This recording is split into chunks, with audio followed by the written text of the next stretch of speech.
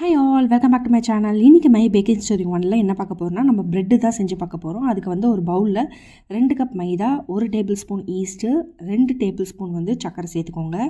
Bread வந்து இன்னும் கொஞ்சம் ஸ்வீட்டாக வேணுன்னா நீங்கள் மில்க் பவுடர் கூட சேர்த்துக்கலாம். நான் வந்து இன்றைக்கி மில்க் பவுடர் இல்லாமல் தான் செய்ய போகிறேன். கூடவே 1/4 டீஸ்பூன் வந்து உப்பு சேர்த்து நல்லா மிக்ஸ் பண்ணிக்கோங்க.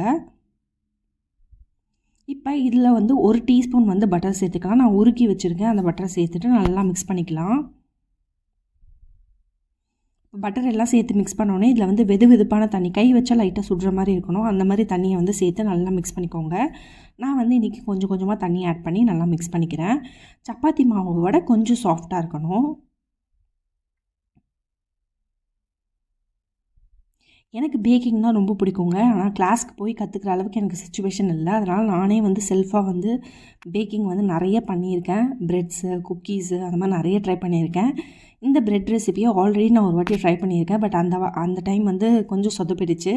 இந்த வாட்டி எப்படி வருதுன்னு சொல்லிட்டு வீடியோ கடைசியில் பார்க்கலாம். நீங்கள் வந்து பேக்கிங் கற்றுக்கணும், ஆனால் வந்து உங்களுக்கு எங்கேயும் போய் வந்து கற்றுக்க முடியலன்னா என்னோடய பேக்கிங் சீரீஸை பார்த்து நீங்களாக வீட்லேயே வந்து செல்ஃபாக கற்றுக்கலாம்.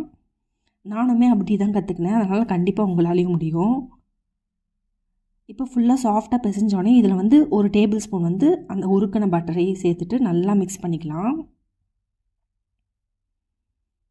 மாவுக்கு எவ்வளோக்கு எவ்வளோ வந்து சாஃப்டாக இருக்கும் அந்தளவுக்கு நம்ம ப்ரெட்டு வந்து சாஃப்டாக வரும். இப்போ வந்து நம்ம இந்த மாவை வந்து ஒரு ஒர்க்கிங் ஸ்பேஸில் மைதா லைட்டாக ஸ்ப்ரெட் பண்ணிவிட்டு அதில் வந்து நீட் பண்ணலாம். நல்லா வந்து ஸ்ட்ரெச் பண்ணி நீட் பண்ணுங்கள். மாவு வந்து அவ்வளோ சாஃப்டாக இருக்கணும். அப்போ தான் நம்மளுக்கு வந்து ப்ரூஃப் ஆகி நல்லா வந்து சூப்பராக அந்த ப்ரெட் டெக்ஸ்சர் சாஃப்டாக சூப்பராக வரும். ஒரு 10 to 15 மினிட்ஸ் வந்து கையில் நல்லா நீட் பண்ணிக்கோங்க. நம்ம பேக்கிங் கற்றுக்கும் போது வீட்டிலே அதுவும் செல்ஃபாக கற்றுக்கும் போது நிறைய சொதப்பல்கள் நடக்கும். எனக்குமே வந்து நிறைய நடந்திருக்கு. பட் வந்து நம்ம ஒரு வாட்டி பண்ணிவிட்டு அப்படியே விடக்கூடாது. நிறைய வாட்டி நம்ம ட்ரை பண்ணிகிட்டே இருக்கணும். இந்த மாதிரி சாஃப்டாக வந்த உடனே இதை வந்து நம்ம ஒரு பவுலில் வச்சு ப்ரூஃபிங்க்கு விட்டுறலாம். பாருங்கள் எவ்வளோ சாஃப்டாக இருக்குது இந்த மாவு.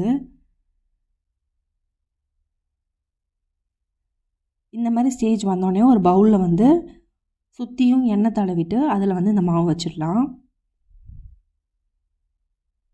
இது வந்து 40 to 1 hour வந்து ப்ரூஃபிங்காக விட்டுருங்க. நல்லா வந்து அது உப்பி வரணும் மாவு. அப்போ தான் உங்களுக்கு ப்ரெட்டு வந்து சூப்பராக வரும்.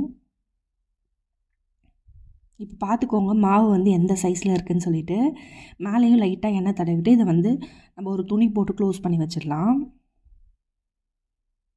40 மினிட்ஸ் கழித்து பார்த்தா செம சூப்பராக வந்து எனக்கு மாவு உப்பி வந்திருக்கு. எவ்வளோ ஹைட்டாக வந்திருக்கு பாருங்கள். இப்போ ஒரு பஞ்சு கொடுத்துட்டு நீட் பண்ணிக்கலாம். இதை இப்போ வந்து ரொம்ப நீட் பண்ண வேணாம், லைட்டாக நீட் பண்ணாலே போதும்.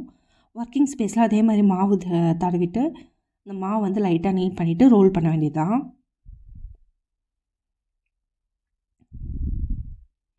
இப்போ பாருங்கள் ரோல் பண்ணிக்கோங்க. ஃபஸ்ட்டு வந்து நான் வந்து மாவை லைட்டாக பிசைஞ்சிட்டு இப்போ ரோல் பண்ண ஆரம்பிச்சிட்டேன். உங்களுக்கு அந்த ப்ரெட் டின் சைஸ் வந்து எவ்வளவோ அதுக்கேற்ற மாதிரி நீங்கள் வந்து ரோல் பண்ணும்போது அந்த சைஸ்க்கு ஏற்ற மாதிரி பண்ணிக்கோங்க.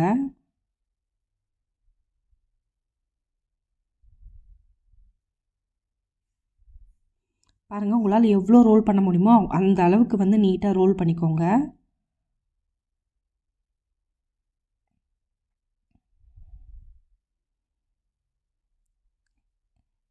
இந்த ப்ரெட் ரெசிபியை நீங்கள் வந்து மைதா மாவு இல்லாமல் வீட் ஃப்ளவரில் கூட பண்ணலாம். இப்போ நான் ரோல் பண்ணுற மாதிரி ஒரு சைட்லேருந்து இன்னொரு சைடுக்கு அப்படியே ரோல் பண்ணிக்கோங்க. இப்போ கடைசியாக வந்து சீல் பண்ணிக்கோங்க. மாவை நல்லா வந்து ப்ரெஸ் பண்ணி விட்டுக்கோங்க. அப்போ தான் வந்து அது பிரியாமல் இருக்கும். ஓரங்கள்லேயும் அதே மாதிரி நல்லா ப்ரெஸ் பண்ணி அழுத்தி விட்டுக்கோங்க. இப்போ என்னோடய ப்ரெட் டின்னில் வந்து நான் இதை வந்து ப்ளேஸ் பண்ணிக்கிறேன். இது ஒரு 1/2 hour கிட்ட வந்து திருப்பியும் வந்து அதை உப்பி வர அளவுக்கு நம்ம வந்து விட்டுறணும். பாருங்கள் இப்போயும் எப்படி இருக்குது பாருங்கள். இதுவும் வந்து அப்படியே நம்ம துணி போட்டு வச்சிடணும் கொஞ்சம் நேரம்.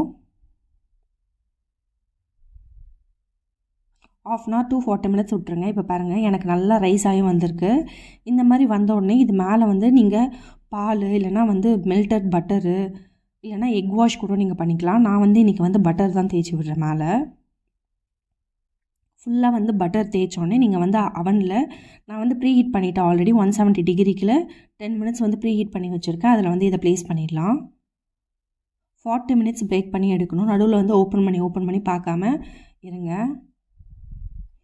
40 மினிட்ஸ் கரெக்டாக ஆச்சு எனக்கு. பாருங்கள் சூப்பராக அந்த மேலே ஃபுல்லாக வந்துருச்சு. இந்த மாதிரி தட்டி பார்த்தா உள்ளே வந்து எம்டியாக இருக்க மாதிரி சவுண்டு கேட்டால் உங்களுக்கு ப்ரெட்டு சூப்பராக குக் ஆகிருக்குன்னு அர்த்தம்.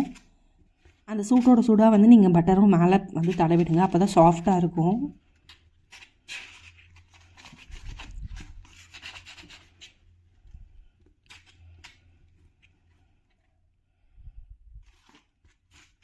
பட்டர் தடவி ஒரு 2 மினிட்ஸ் விட்டுட்டு நம்ம அந்த சூட்லேயே வந்து ஒரு ஒயர் ரேக்குக்கு வந்து மாற்றிடலாம். பாருங்கள் இப்போ ஒரு ஒயர் ரேக்கில் நம்ம அப்படியே வந்து கவுத்துற வேண்டியதான். லைட்டாக நீங்கள் இது பண்ணாலே வந்துடும். இப்போ இந்த சைடும் வந்து நான் தட்டி காட்டுறேன் பாருங்கள் எவ்வளோ சூப்பராக அந்த சவுண்டு வருதுன்னு. இந்த மாதிரி இருந்தால் உங்கள் ப்ரெட்டு வந்து பர்ஃபெக்டாக குக் ஆகிருக்குன்னு அர்த்தம். எவ்வளோ சாஃப்டாக இருக்குது பாருங்கள். அந்த ப்ரெஸ் பண்ணால் அப்படியே அந்த ஸ்பாஞ்ச் வந்து ரிலீஸ் ஆகுது. சூப்பர் சாஃப்டான வந்து வீட்டிலே வந்து ப்ரெட்டு வந்து ரெடி ஆகிடுச்சு. நீங்கள் மைதா இல்லாமல் வீட்டில் கூட இதில் வந்து ட்ரை பண்ணி பாருங்கள். கோதுமை மாவில் இதை நான் ஸ்லைஸ் பண்ணி காட்டுறேன். என்கிட்ட வந்து ப்ரெட் நைஃப் கிடையாது, அதனால் நான் நார்மல் நைஃப்லேயே வந்து நான் உங்களுக்கு கட் பண்ணி காட்டுறேன்.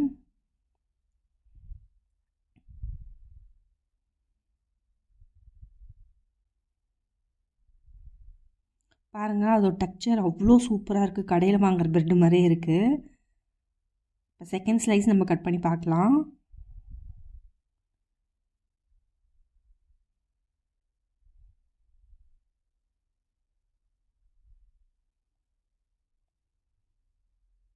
எவ்வளோ சூப்பராக வந்திருக்கு பாருங்களேன் அந்த ஸ்லைஸு. இங்கே பாருங்களேன் எவ்வளோ சாஃப்டாக இருக்குது.